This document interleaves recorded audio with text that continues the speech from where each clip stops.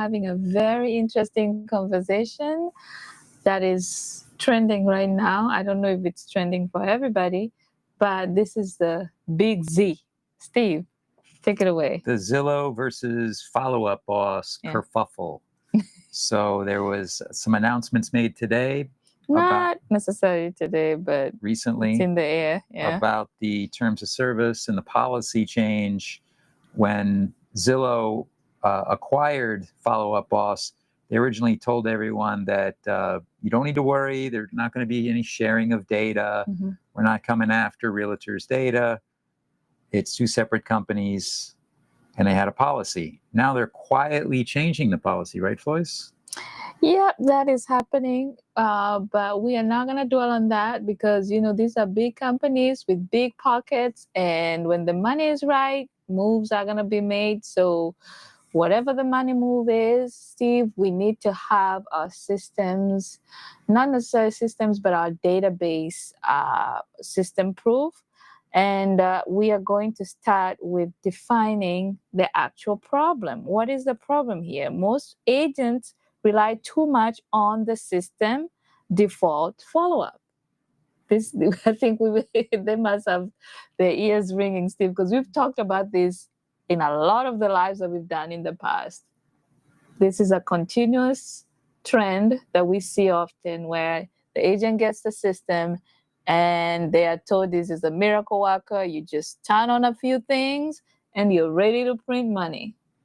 Right. And I think the overall story here is that these things happen with systems. CRMs come and go, but your presence is lasting. Yeah. So you want to make sure that you are branding yourself, that you are present, omnipresent, really, right, Floyce? Yeah. You are seemingly everywhere. We're going to talk about how to do that. Mm-hmm. And the agents that are winning out there right now that are maybe beating you in your market, this is what they're doing. They are omnipresent. They are being seen more than you. So let's talk about that. That's a real problem. Back to the system, maybe you're over-relying on a specific CRM or a system like this. And these systems do change. You might be relying too much on the system's default follow-ups, and then you have to change, and then the follow-ups all change. So whether you're using Follow-Up Boss, Lofty, Sierra, or KV Core, the problem isn't the software, it's the flat automation, right? Yeah. And I would say here, Steve, especially in 2025, you are seeing the changes. I've been testing all day my AI tools here, and I can tell you for sure, if your face is not on it, and not, I don't mean just that JPEG that you stick on your signature, but content right now is so crucial. And if you have your database seeing your face, hearing your voice in your automation follow-ups, you will be winning versus the person that is just turning on a few buttons and just sending them this flat default automation. Steve, we've preached this content gospel. I hope it's starting to make sense to some of you, but it is very vital that you show up for your clients. They need to hear your voice. They need to see you at least twice a week, maybe at least once a month, but you cannot afford to sit pretty and just rely entirely on the system to show up on your behalf. Yeah, we've audited hundreds of CRMs, and what we see is the same: generic follow-ups with no story. Yeah. So you need to show up and make sure that there is a story. Also, there's a clear offer and a human voice. Yeah. So all of that can be done without endless nagging until the lead just says yes or no. That's not what you want to do. You want to show up and be present, tell a story, and make an offer when the time is right. Right? Yeah. And now that we've talked about what the problem is, let's go to the shift from system dependent to system proof. How do we get there, Steve? I think the number one goal isn't to have the best CRM. Your goal is to make your database system proof What does this mean, Steve? Meaning no matter what platform you move to, your audience knows you. So whether you're on Follow Up Boss or you move over to Lofty, it's just you're changing out the machine. But the people that are your audience, they're not just your database, they're your audience. They still know you. Some of the follow-up emails might look a little different, but you're really not missing a beat. Now, Steve, I'm going to pose to you a very important question. I think every realtor probably has asked in the past or is asking right now, because we specialize in Lofty. And there are people that would love to be on Lofty, but they prefer to be on Follow Up Boss, because when you get Follow Up Boss, you can transfer from one brokerage to another, versus Lofty locks you into the account that you onboard on. And when you move, you leave everything, if it's not yours, that you run outright, and you have to then go start all over again. So I think the most of the Follow Up Boss crowd that is tech savvy, they do that because you get it and you keep it. And now that there's this controversy about the data privacy, Steve, you tell us, what should I do if I'm an agent on the fence about, adapting to other systems that are not portable over? What should I be prioritizing? Well, we always say that it's not so much about the system, it's about showing up with something of value consistently. And these systems allow you to do that. They have email and text automations built in to allow you to sequence it and show up over and over. But the real magic, the agents that really set themselves apart, are not just showing up and nagging them or bugging them about, are you ready yet? They're showing up with something of value. They go out of their way to build a library of valuable content and valuable lead magnets and valuable nuggets that they can drop to people consistently. And I think still on that point, Steve, I think redefining tech, especially in real estate, is important. Tech that manages database, like these systems, Sierra, Follow Up Boss, Lofty, and so, and so on and so forth. I think what is repeatedly promised when you get into this system, or when you get these systems, is you're promised automation that is not further defined. They don't tell you you can customize, you can personalize this, you can add on to this automation. It's always the automation general approach. So you as a realtor, you're like, okay, I'm removing myself from doing it every day, and I'm setting it once and forget it. So that, I feel, is the perception in general, that is automation fast versus customizable automation to serve client A, B, or C. What's your thought on that? Yeah, I think the automation is oversold when it kind of promises a hands-off approach. Yeah. That you can be lazy and not serve your people, be a lazy agent, and not serve your people and just set it and forget. Not necessarily lazy. I would say hands off and focus on the busy work, the showings, the contract, which is a very important part of your business. But I feel like you still have to be in touch with what the system is doing on your behalf. You really need to do an audit every month. What have I achieved? What business have I converted? What were the sources? Where did this come from? What messaging was sent to them? What worked? And in fact, I tell people all the time, let's say you get a new lead that is ready to go, Steve, and you've already gone for showings and you have actually made an offer. I think you should start asking that lead how they found you. You may know initially when they onboard with you, but during the first consultation. But I think it's also very good to just start saying, asking these questions subtly to see what is working. Because I feel like if you're not constantly auditing the sales, that you're making at the end of the day, that could be very blinding when it comes to the ROI. Not just the ROI, like even curating better automations and campaigns for your database. What do you think? Yeah, absolutely. You should be. I think that a lot of the solo agents that we speak to are spend most of their time and energy on hot leads. So if you think of your pipeline as cold, warm, hot, but the hot needs to be fed by the warm, and the warm is being fed by the cold. So if you don't give attention to all three, that's when the pipeline dries up.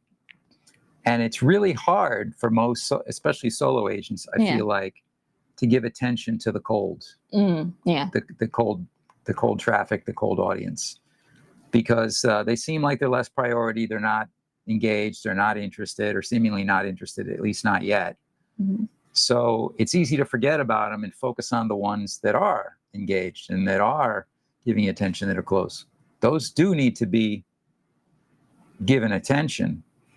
But if there's not some kind of automation or some system to nurture and gradually warm up that cold audience too, then the pipeline does go dry. And I think that's the real crux of the problem with a lot of these systems. So Steve, tell us, how do we become system proof? From system dependent to system proof. So the way to become system proof is to own your audience. Yeah. The best brands in the world and the best real estate agents that build their brands aren't dependent on a system. They can jump from one system to another without a hitch. And they use multiple systems sometimes. It's not about the system enables them to scale. And to manage relationships. So it's a part of it, but they really own their audience. They make sure that they're showing up consistently for a cold audience and building familiarity and trust. Yeah, I also have in my notes to send lead magnets that help solve real problems. If you're not solving real problems for your customers, then you're spamming. Right. And the way to solve real problems is to focus on real people. And this is where you want to drill down on what kind of people with what kind of problems. Segmentation. Segmentation, right? Are they downsellers? Are they investors? Are they first-time home buyers? Are they luxury buyers? Are they relocators? Are they homeowners that want to understand the value of their home and need an equity check report or an equity check periodically that you can help them with? So you really have to understand the people behind the database and understand what kind of pain and problems they might have, what they want, and how you can solve those problems. Yeah, and I also have touch your database monthly with purpose, not pressure. If you're not touching them every month, we prefer at least every week or every 2 weeks. But if you're not doing this on a monthly basis, then you're just like any other person out there, and these people will go and they will find someone that will give them that attention. And before you know it, you call this lead 6 months down the line when you become less busy and they're like, I bought with another person. So that, and then also build familiarity. They should feel you in their inbox, on their feed and their stories. So omnipresence. You should feel. They should feel you. They should be seeing you and hearing from you. Yeah. On their inbox. On the regular. Yeah, on their inbox, on their feed, and on their stories. They see your email, they're following you, And a good strategy, Steve, and we've talked about this because we are creating some unique products for you guys, is the live feature. This is one that is so cringy for some of us. For me, that is my secret weapon. I've discovered is if I feel like I don't want to create, I force myself to go live. We go live every day. We try, because then there's someone else that might catch you on the other end, and you better be ready, and you better polish. Or even if you started, that's fine, but you're showing up with the idea that there's someone else watching you on the other side. So it's easy. It becomes easier to create that way versus having to produce and having the lighting the right way. So I think that live option when it comes to creating, and then the documentation, is a good way to get yourself out there on their feed, social media feed, and stories, and also on their inbox. You can cut that live up and then serve it as a drip, a content drip at the end of the week or month. Right. It's really important that you show up regularly. And so that's why we build campaigns that help you convert. So this is the solution now, right? So this is, let's talk about the solution. Like, it sounds like a lot, right? Like, how do I show up everywhere? Are you kidding me? I can barely have time now to spend with my family. Yeah. You just need to be organized.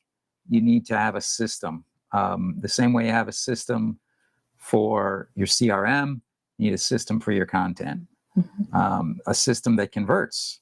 So that's why we built the campaigns that help you convert, that are not just follow-ups. It's a whole value engine. So the thing I think, Floyce, that a lot of people don't do with their automations is have a downsell path. So in other words, at least 95%, they say only 5% of people are ready to buy at any given time. And that's not just real estate, that's just across the board. Okay. So what good brands do is they are constantly marketing and speaking to the other 95%. So when they are ready, then you come to mind. They're already prepped and ready to buy. So that's what we need to do in real estate too. We got to make sure that even though they're not ready now, but they opted in, but maybe they opted in or landed in your database somehow, or responded to a landing page or something on social media or an ad, we need a path for them to continue to give them value, even if they're not ready to do a transaction with us right now. Yeah. So you need a downsell offer. So we put them in 3 buckets. The yes people, that's the small percentage. It's really less than 5%. It's more like 1% of people that come in that are ready to go. But for the other 99, so that's a yes. The other 99 is most of them are a not yet. And then you'll get 1 or 2%. They're just a hard no.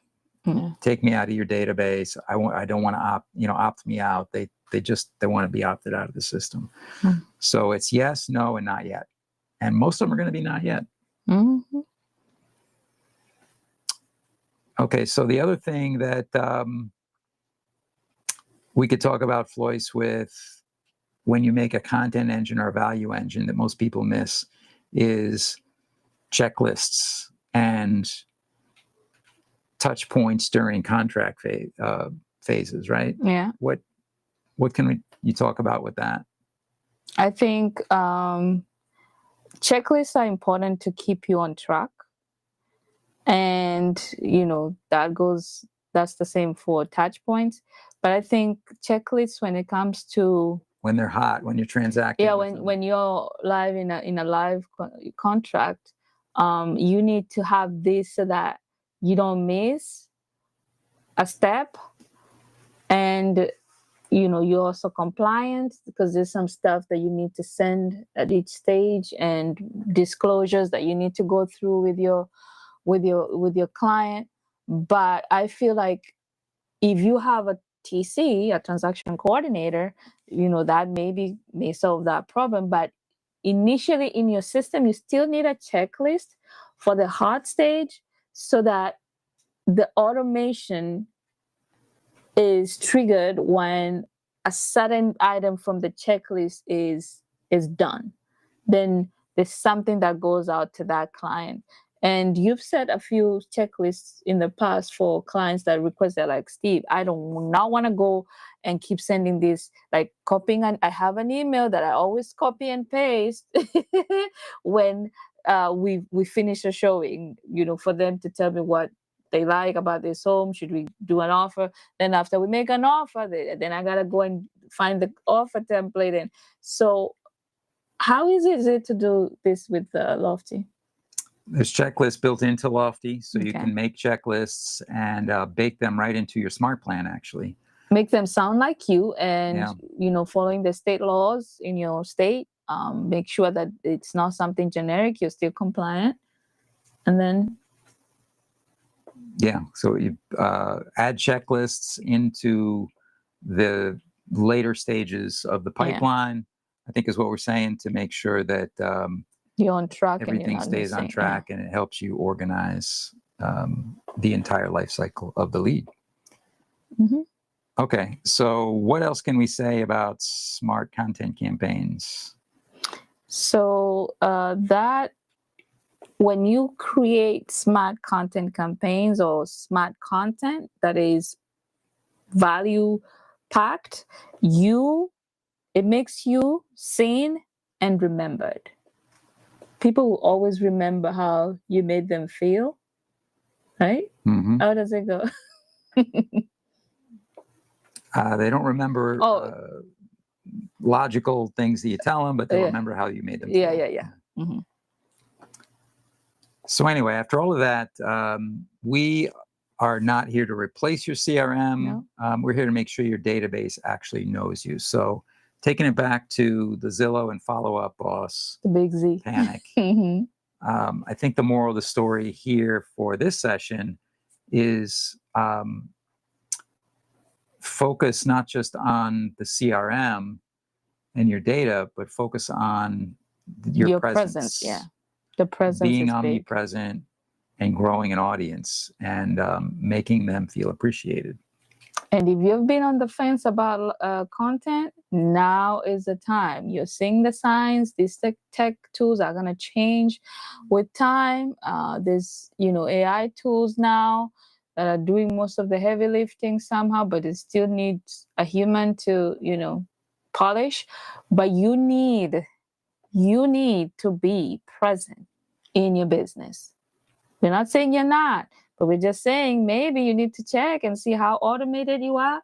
If you're 90% automated and you're still not converting, then you need to, check and dial that down a little bit. So takeaways. What are we taking away from all this, Steve? I think the takeaway is your system doesn't sell homes, you do. Mm-hmm. But your system can amplify your presence if you feed it value, not noise.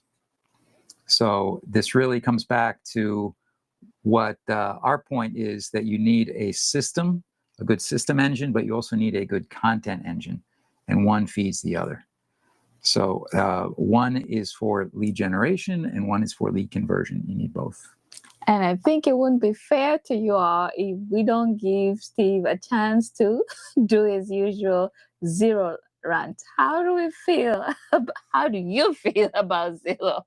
Because I know you can say a lot, but maybe in a minute, what is your vibe when it comes to Zillow? Especially with this new thing now.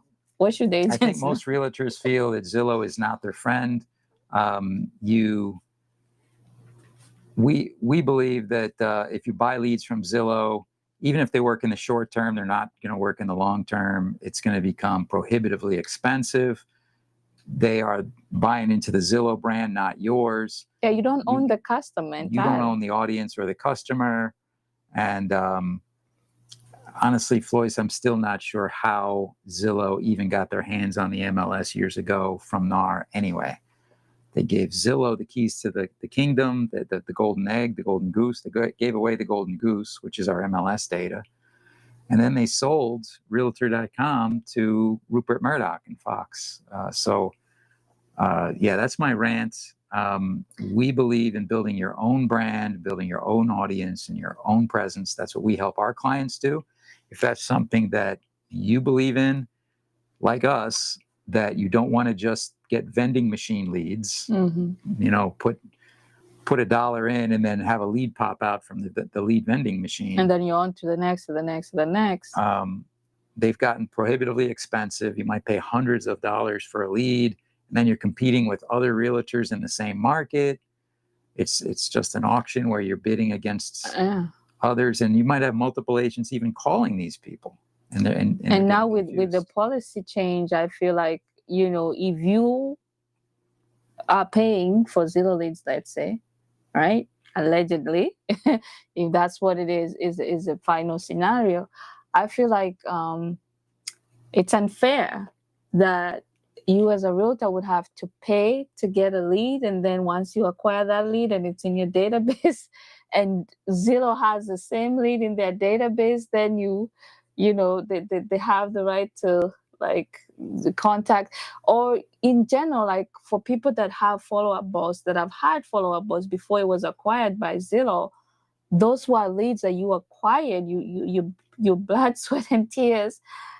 And now for that lead, if that lead is also in Zillow's system, for you to have to, you know, get that access or give that access away involuntarily, and you still are paying, like, why are you paying for follow-up boss? And then they're also, you know, they will also sell you that lead right back at you. Like, how does that make business sense? Really, it's not funny. I think my takeaway here, or my parting shot, is presence. This is not the time to sit comfortably and say, I'm super automated, I'm hands off, all I do is I go show, I help with the contract, and you know, I hold the just sold sign.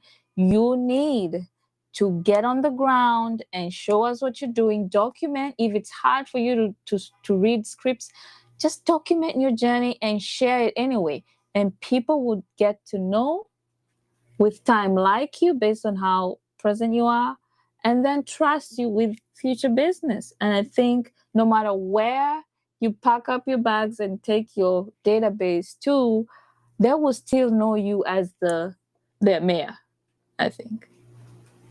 And for those of you that are camera shy and are not good at reading a script, most of us are not, the solution we have for you is, we made it real simple.